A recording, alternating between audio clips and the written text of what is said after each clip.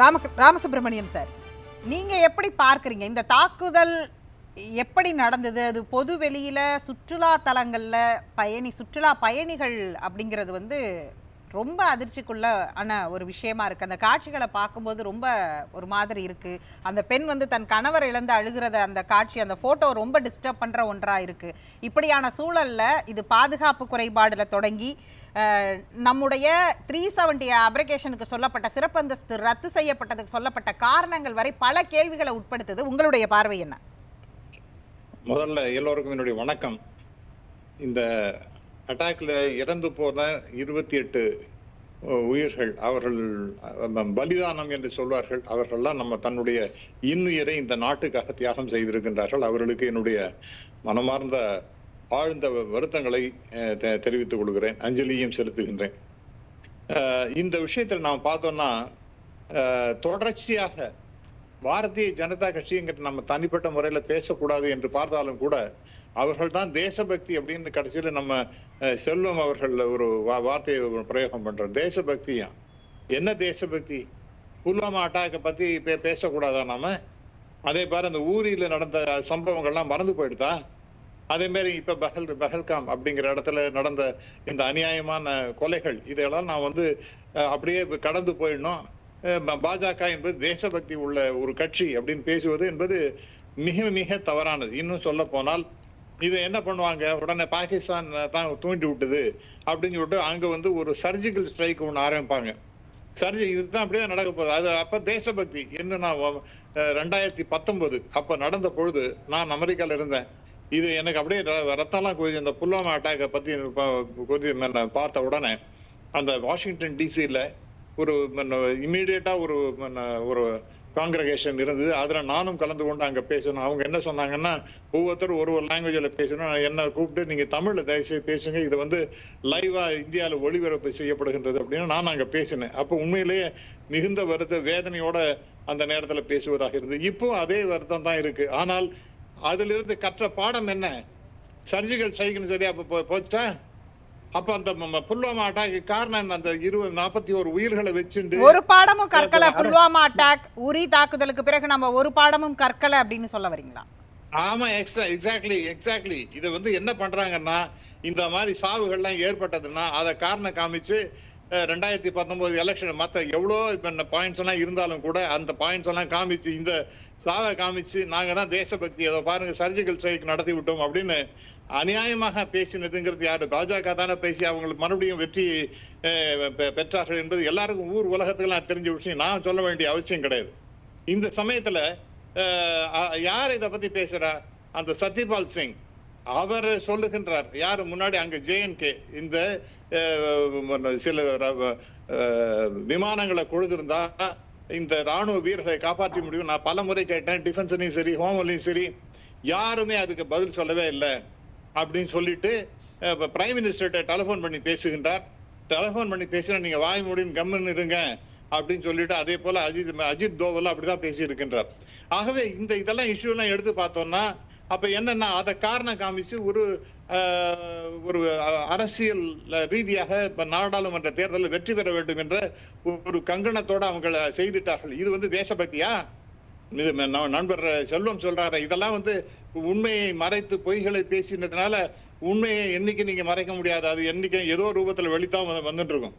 அதே போல பல பெண்களை காமிச்சு இந்த ராணுவ ரகசியங்கள்லாம் தெரிஞ்சுட்டு இருக்காங்க. அதே போல பணத்திற்காக செய்திருக்கின்ற அதெல்லாம் இஸ்லாமியர்களா? எதுக்கு எடுத்தாலும் நீங்க உடனே இதை நான் சொல்றேன் சுகிதா மேடம், இது என்ன ஆக போறதுன்னு இது கடைசியில் டேர்ன் பண்ணி அது வந்து இஸ்லாமியர்கள் அப்படின்னு கொண்டு வந்து விட்டு போறாங்க. இதெல்லாம் அவர்கள் இது வந்து தேசத்துக்கு தேசத்தினுடைய ஒருமைப்பாட்டுக்கு மிகப்பெரிய அளவிற்கு ஊறு விளைவிக்கின்ற வகையிலே நடவடிக்கைகள்லாம் போயிட்டு இருக்கின்றன. இல்ல தீவிரவாதிகளை தீவிரவாதியா தானே நம்ம பார்க்கணும். இப்ப ஜீவா அந்த புள்ளியில தானே நின்னாரு. ஜீவா நிக்கிற புள்ளிதான் நம்ம பத்திரிகையாளர்கள் எல்லாருமே நிற்கக்கூடிய புள்ளியாவும் இருக்கும். அதாவது அவர் எந்த மதத்தை சேர்ந்தவர்ங்கிறது முக்கியம் இல்ல, எந்த மதத்துல இருந்தாலும் தீவிரவாதி தானே. அப்சல்யூட்லி. அதுல வந்து ஒரு விதமான சந்தேகமே கிடையாது. தீவிரவாதிகள் யாரா இருந்தாலும் அதுக்கு வந்து மதம், மொழி, இனம் அப்படிங்கிற எந்த வேறுபாடுமே கிடையாதுங்கிறது எல்லாருக்குமே தெரிஞ்சுதான். அதை நான் ஒத்துக்கொள்கிறேன். ஆனால் இதுல என்ன மிகப்பெரிய பிரச்சனை என்றால் இதை வந்து டைவர்ட் பண்ணி விட்டுருவாங்க அந்த மாதிரி. இன்னைக்கே பாருங்க, இன்னைக்கு ஒரு இஸ்லாமியரும் செத்து போயிருக்கார், அவரும் குண்டடிப்பட்டு செத்து போயிருக்கின்றார். ஆகவே நீங்க இதை வந்து டைவர்ட் பண்ணி இதை வந்து இன்னொரு சர்ஜிக்கல் பண்ணி ஸ்ட்ரைக் பண்ணிட்டோம் பாருங்கிற மாதிரி நாளைக்கு பேசுவது என்பது சரி கிடையாது. ஏன் இப்படி நான் கேட்கிறேன், சத்யபால் சிங் அப்ப நீங்க சொன்னதே நான் ஒத்துக்கிறேன், அங்க வேறுபாடுகள்லாம் பார்க்க கூடாது, தீவிரவாதிகளை தீவிரவாதியாக தான் பார்க்கணும்னு. இந்த மாதிரி நடக்க போகின்றது அப்படிங்கிற மாதிரி பிரச்சனையை JNK முன்னாள் கவர்னர் சொல்றார். அந்த விஷயத்தை கொஞ்சம் கூட காதுல போட்டுக்காம அப்படியே விடுங்க, நீங்க வெளியில யாருக்கும் ஒண்ணும் சொல்லாதீங்கன்னு சொல்லிட்டு பிரைம் மினிஸ்டர் அஜித் தோவலும் சொன்னார்கள் என்றால் இது இதெல்லாம் தேசபக்தி நம்ம எடுத்துக்க முடியுமா?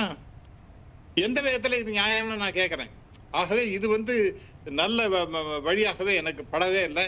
அண்ட் இரண்டாவதாக நான் பார்ப்பது என்னவென்றால், இது வந்து இதுல காஷ்மீர் காவல்துறையுடைய பங்கு, NIA அவங்களுக்கு வந்து விசாரணைக்கு சப்போர்ட் பண்றேன்னு இப்ப சொல்லி அவங்க NIA மத்தியத்துல இருந்து அவங்க டேக் ஓவர் பண்ணியிருக்கிறது, இதெல்லாம் ஒரு பக்கம் இருந்தாலும் இதோடைய ஃபர்ஸ்ட் ரிப்போர்ட், இது வரைக்கும் ஃபர்ஸ்ட் இன்ஃபர்மேஷன் ரிப்போர்ட் அப்படின்னு சொல்றது ரொம்ப முக்கியம். ஆனால் இந்த சம்பவத்துடைய இது எல்லாமே செய்திகள் அடிப்படையில் தான் பேசுகிறோமே தவிர அது எல்லாமே ரிலீஜியஸ் சார்ந்து இருக்குது. இந்த பாதுகாப்பு குறைபாடு அல்லது இவர்கள் உள்ள வந்தது, இவங்க யாரை வச்சு இதை மூவ் பண்ணாங்க, இப்படியான எந்த விஷயமும் குறைந்தபட்சம் ஒரு சிறு தகவல் கூட இன்னும் வெளியில வரல.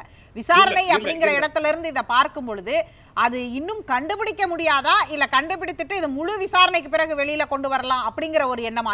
இதுவே ஒரு கேள்விக்குள்ளாக்க வேண்டிய ஒன்றா இருக்குல்ல? இல்ல கண்டுபிடிக்க முடியாதாங்கிறதெல்லாம் அதெல்லாம் நான் ஏற்றுக்கொள்ள மாட்டேன். கண்டுபிடிப்பார்கள். அது எந்த அளவுக்கு வெளியிலே கொண்டு வருவார்கள் என்பதுதான் மிகப்பெரிய கேள்வி.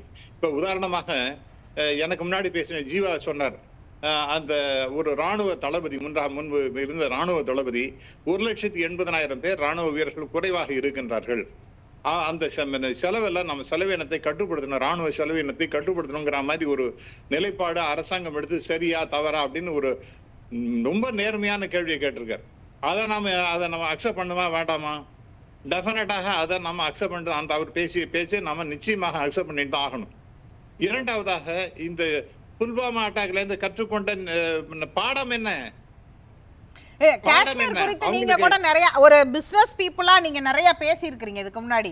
370க்கு பிறகான காஷ்மீர் எப்படியானதாக இருக்கிறது, இப்ப இந்த சூழல்ல அதை நாம இன்றைக்கு காஷ்மீர்ல நடந்திருக்கிற இந்த தாக்குதல், அது குறிப்பா பஹல்கான்ல நடந்திருக்கிற இந்த தாக்குதலை, அதாவது அந்த ஜெயஸ்ரீ அந்த ஸ்பாட்டுக்கு போக 5 நிமிஷத்துக்கு முன்னாடி நூலிலையில் உயிர் தப்பியதா காலையிலிருந்து நம்ம தமிழ்நாட்டை சேர்ந்த ஒரு பெண் பேட்டி கொடுக்கிறார் இல்லையா, செய்தி முகமைகளுக்கு கொடுக்கக்கூடிய பேட்டியில சொல்லக்கூடியது ரொம்ப முக்கியமான ஒன்று. கிட்டத்தட்ட அந்த பகுதி வந்து ஒரு மினி சுவிட்சர்லாண்டுன்னு வர்ணிச்சுதான் அந்த சுற்றுலா பயணிகள் அங்க கூட்டிட்டு போறாங்க.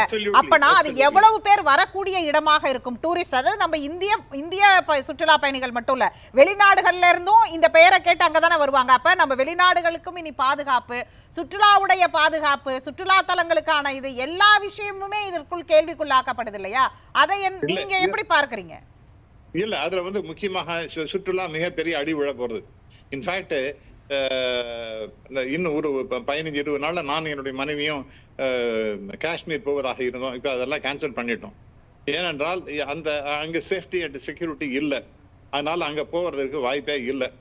இரண்டாவதாக, இந்த வியாபாரம் பெருகும் அப்படின்னு சொன்னா அங்க டெஃபினட்டா நீங்க போனீங்கன்னா, நான் சமீபத்தில் ஒரு 2 வருஷத்துக்கு முன்னாடி போன போது அங்க வந்து முன்பை விட இப்பொழுது வியாபாரம் பெருகுன்றது. அங்க வந்து வேறுபாடு வித்தியாசம். நீங்க அங்க என்ன சொல்றாங்கன்னா, தயவு செய்து நீங்க வந்து அரசியல் இங்க பேசாதீங்க, வாங்க சுத்தி பாருங்க, எல்லாத்தையும் என்ஜாய் பண்ணுங்க, தயவுசெய்து ஊருக்கு போங்க. நான் சாதாரணமா கேட்டேன், அரசியல் ரீதியாக எப்படி இருக்குன்னு கேட்டா அதற்கு அவங்களுடைய பதில் என்ன? சார் தொடர்புல இருக்கீங்களா? என்ஜாய் பண்ணுங்க, சொல்லுங்க சொல்லுங்க சொல்லுங்க அப்படின்னு, எல்லாத்தையும் என்ஜாய் பண்ணுங்க அப்படிங்கிற மாதிரி தான் அவங்க சொன்னாங்க. ஆகவே அவங்களும் they also want business, அவங்களுடைய பொருளாதாரம் நன்றாக சிறப்பாக இருக்கணும். ரொம்ப சிம்பிள் சார், ஜீவா கூட சுட்டி காண்பித்தார். நீங்க அந்த பொருளாதார இடத்துக்கு தான் வரீங்க. ரியல் எஸ்டேட் யார் வேணாலும் இன்றைக்கு போய் அங்கே வாங்கிக்கலாம் அப்படிங்கிறது வந்து 370 சிறப்பு அந்தஸ்து ரத்து செய்யப்பட்ட பிறகு வைக்கப்பட்ட வாதங்கள்ல ரொம்ப முக்கியமான வாதம். யார் வேணாலும் அங்கே நிலம் வாங்கி கொள்ளலாம், எல்லாருக்குமே இன்னைக்கு காஷ்மீர் வந்து மிக எளிமையா அந்த அச்சுறுத்தலே இல்லாம ரொம்ப பாதுகாப்பான இடமா மாறி இருக்கு அப்படிங்கிற பெருமைகளை இதே வந்து அரசு தான் எடுத்துக்கொண்டார்கள், இவங்க தான் முன் வச்சாங்க. அப்ப இன்றைக்கு அந்த சூழல் இருக்கா இல்லையாங்க? எனக்கு இது கண்டினியூ ஆகுமான்னு தெரியல. இப்ப நீங்க ஸ்ட்ராட்டஜிஸ்லாம் எடுத்து பாத்தீங்கன்னா, அயர்ன் அண்ட் ஸ்டீல், அதே மாதிரி லெதர், இது போன்ற சில யூனிட்ஸ் எல்லாம் அங்க ஆரம்பிப்பதற்காக ப்ரிப்பரேட்டரி ஒர்க் நடந்து கொண்டிருக்கின்றது உண்மை. அதுல ஒன்றும் சந்தேகமே கிடையாது. ஆனால் அதெல்லாம் கண்டினியூ ஆகுமா? இந்த மாதிரி ஒன்ஸ் அன்சர்டன்டி அங்க இருக்கும் பொழுது உங்களால தொடர்ந்து பிசினஸ் அங்க பண்ண முடியுமா? சேஃப்டியாக பிசினஸ் பண்ண முடியுமா? செக்யூரிட்டி இருக்குமா? இப்படிங்கிற கேள்விக்கெல்லாம் டெஃபினட்டா சரியான பதில் கிடையாது. அதுவும் எஸ்பெஷலி இன்னைக்கு நடந்த சம்பவத்தை பாத்தீங்கன்னா அவங்க யார ஒரு அப்பாவியான ஒரு டூரிஸ்ட போய் அடிச்சிருக்காங்க. அப்ப அந்த மாதிரி இருக்கும்போது நாளைக்கு ஃபேக்டரிக்குள்ள பூந்து சுட்டானா என்ன பண்ண முடியும்? அவெல்லாம் ஃபேக்டரி நடத்த முடியுமா? அவனாலாம் டெஃபினட்டா இதனோட ரிப்பர்கஷன் என்ன ஆகும் அப்படின்னா, பொருளாதார ரீதியாகவும் அந்த ஆர்டிகல் 370 அப்ளிகேஷன் பண்ணிட்டோம், அதனால அப்படியே தேனும் பாலும் காஷ்மீர்ல ஓட போகின்றது, அப்படியே வியாபாரம் பெருக போகின்றது, பொருளாதாரம் அப்படியே பொங்கி பொங்கி வரப்போகின்றது, அப்படிலாம் பேசினதெல்லாம் நடக்குமா அப்படின்னு பாத்தீங்கன்னா இதற்கு வாய்ப்பு மிக மிக குறைவாக இருப்பதை நான் பாக்குறேன். குறிப்பாக இங்கேருந்து ஒரு மறுபடியும் இன்னொரு அட்டாக் அங்க வந்ததுன்னு வச்சுங்க, சர்ஜிக்கல் ஸ்ட்ரைக் அப்படி, ஏன்னா இதை ஏதோ பண்ண போறாங்க டெஃபினட்டா. Mark my words madam Sugitha, இது டெஃபினட்டா இப்ப இன்னொரு சர்ஜிக்கல் ஸ்ட்ரைக் நடக்க போகுது. அப்படிலாம் நடந்ததுன்னா எல்லாரும் இன்வெஸ்ட்மெண்ட் பண்றவங்க எல்லாம் எல்லாரும் அவங்க எல்லாம் ஒரு எப்போ ஒரு பெரிய கவலையோட தான் அங்க உட்கார்ந்துட்டு இருக்க முடியும். அது நான் சொன்னாப்பல, இப்ப டூரிஸ்ட் அடிக்கிறான்னா நாளைக்கு ஃபேக்டரிக்குள்ள அடிக்க மாட்டான்னு யாரால சொல்ல முடியும்? வெளியில இருந்து ஒரு பாம்பு வச்சுட்டானா என்ன செய்ய முடியும்? ஆனால் இதனால இது என்ன தெரிகின்றது என்றால், மறுபடியும் சொல்லுகின்ற சத்யபால் எக்ஸ் கவர்னர் அவர் சொன்னார் பாருங்க, அந்த விஷயத்தை நம்ம சீரியஸாக எடுத்துக்கொள்ளணும். அதே போல பெண்ணை காமிச்சு பணத்தை காமிச்சு இந்த மாதிரி நிறைய ராணுவ ரகசியங்கள்லாம் வெளியில வித்திருக்காங்க. அதெல்லாம் நாம பார்க்கணுமே. அல்லாமல் அவர்களை நீங்க இதெல்லாம் பத்தி பேசணும்னா தேச விரோதம் அப்படிங்கிற மாதிரி பேசுவது சிறிது கூட சரியே கிடையாது. அதை கம்யூனலா இதை கொண்டு போகின்றார்கள். இது இந்த நாட்டினுடைய மிகப்பெரிய துரதிர்ஷ்டமாக மாறுவதற்கு வாய்ப்பு இருப்பதாக நான் மிக வருத்தத்துடன் பதிவு செய்கிறேன். பேசலாம் சார்.